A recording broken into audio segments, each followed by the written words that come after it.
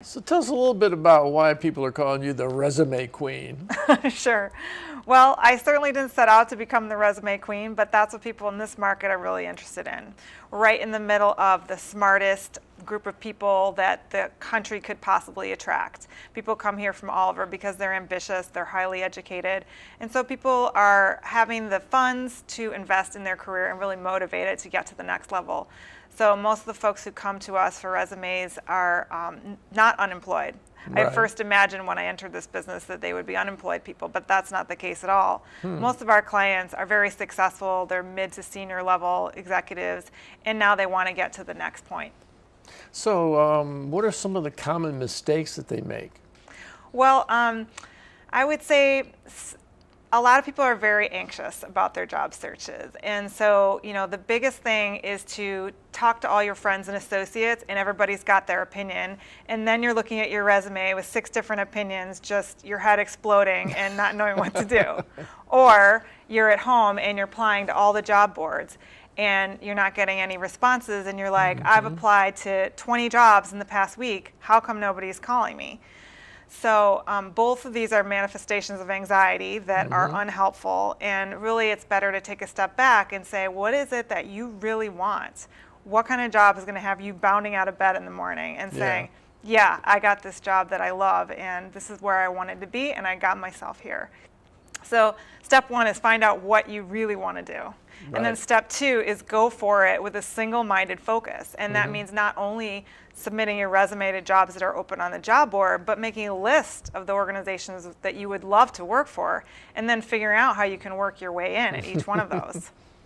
So you must have some success stories. Share a couple with me. Sure, I have many. And one of my favorites is from a nurse anesthetist named Heather, who said that when she went to her interview, the guy said to her, you look so good on paper, this interview is really just a formality. Wow. And how great is that, right? Yeah. Because so many people hate to interview. So It's like, you got the job now, let's talk. I can't promise that result for everybody, but that was her case. And then we also had a client that I'll call Tamara. And Tamara came to us saying, I want to get a job in security for the federal government. And I said, okay. Took a look at her resume, and she had some jobs in the federal government where she was doing contract review. She was an attorney, and she also had done a human rights internship. And I said to her, okay, I see you're telling me you want to do security, and I'm seeing human rights, but these are kind of opposites. Yeah. Usually the folks who are interested in human rights are kind of on the left. People who prioritize security are usually more on the right. Who are you? And she said, well, I just want to make a contribution to my country since 9/11. And I said, okay, great, but there's more than one way to do that, so which way fits you?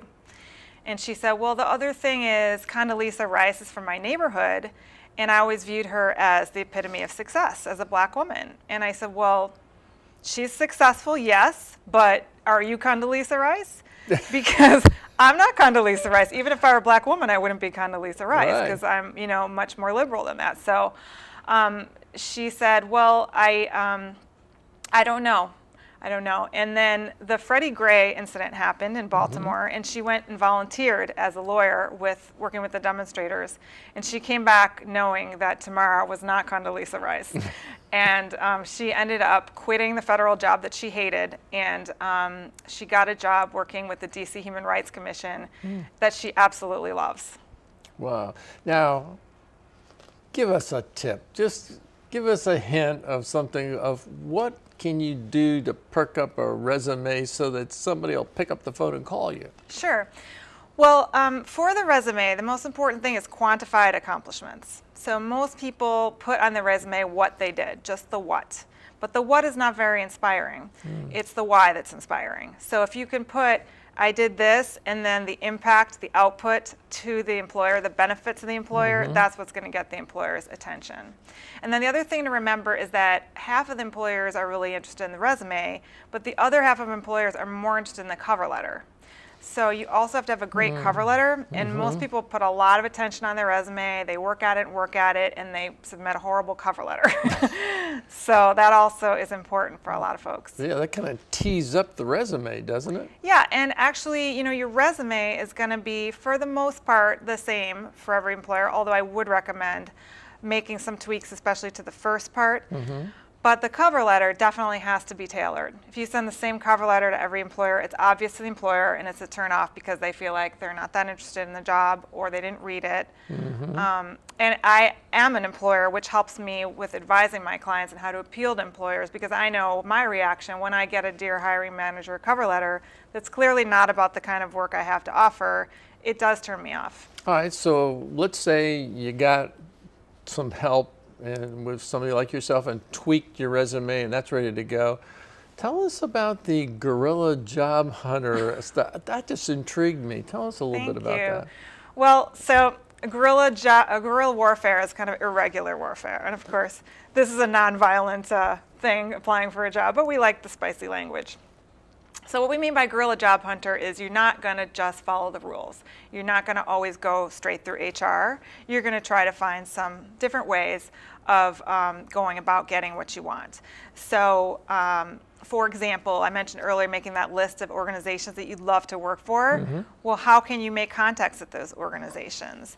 Maybe you can reach out to your friends. Instead of sending your friends your resume and saying, I'm looking for a job, let me know if you know any openings, which when I get one of those emails, I feel kind of like, I don't know of any openings. I feel like I wish I could help, but better to say, do you have any contacts at any of these organizations that you could introduce me to? Or specifically that one, yeah, the one you want to go to. Exactly. So then I could say, sure, I know so-and-so. And then you invite that person for lunch or coffee, for example, and you ask really smart questions. The smart questions are going to make you look like the kind of person who has the energy and insight to be an asset to that organization. And so you're not going to ask that person to help you get a job, but that person is going to think of you if there is an opening that's appropriate. And you can also ask that person for advice. Who else should I be speaking to? What other organizations might be looking for somebody like me? Something else that I came across with you that really intrigued me is interview Aikido. Yes. What in the world is that all about? Okay, well, the idea here is that in Aikido, you use the energy of your opponent coming toward you to shift and take control of the situation. Right. So, of course, again, the employer is not your enemy. We want to make it win-win. But just using the idea of you don't have to be sitting there getting grilled. You don't have to be disempowered because the employer has power. Instead, with interview Aikido, you pull your level up so that you guys are an equal power level. And you don't sit there and let yourself be grilled, but you have a round conversation where the employer asks you a question, you answer that question, and then you jump another question onto it in a way that will be appropriate, because we teach you how to ask for permission to make sure that that's cool. And that way you guys are having a flowing conversation about the kind of work that interests you both. And by asking those smart questions about what the employer is looking for, you're also going to be in a much better position to sell yourself. Because now, instead of stabbing in the dark, hoping you say what they want to hear, you're actually aiming at a target that you can clearly see. Well, that makes sense. So let's suppose you got your resume and your cover letter together and you're ready to go. What advice would you give someone who's in that position looking? Well, I would say, do go ahead and apply for the jobs on the job boards. Make sure that every cover letter is tailored, though. Don't bother with this, 20 jobs a week. If you only have time to apply for 2 jobs a week and do a good job at it, then that's fine. And don't neglect the networking. Definitely reach out to folks that you may already know in your field. Like former bosses are a great one to contact, because if you did a good job for them, they're going to want to help you and they're going to know your strengths. So do the networking and do targeted applications. And then if they feel like they would like to get that extra edge to get a new job faster and at 15 to 20% higher pay, we're also very happy to help. How do you go about finding clients, or how do they find you? Yeah, well, we don't have to find clients. They are coming to us. especially since the election. There's been a significant increase in interest. But we are the top-rated company in the area for both writing services and career counseling on Yelp. And so we get a ton of inquiries through Yelp. Sometimes people go straight to Yelp, and sometimes they find us through Google, which takes them to Yelp. We're also on Angie's List and the Better Business Bureau. And of course, we get referrals from clients and clients who come back to us. All right. I got to ask you for one or two more tips for people that are in this situation. What advice would you share with them that's really important?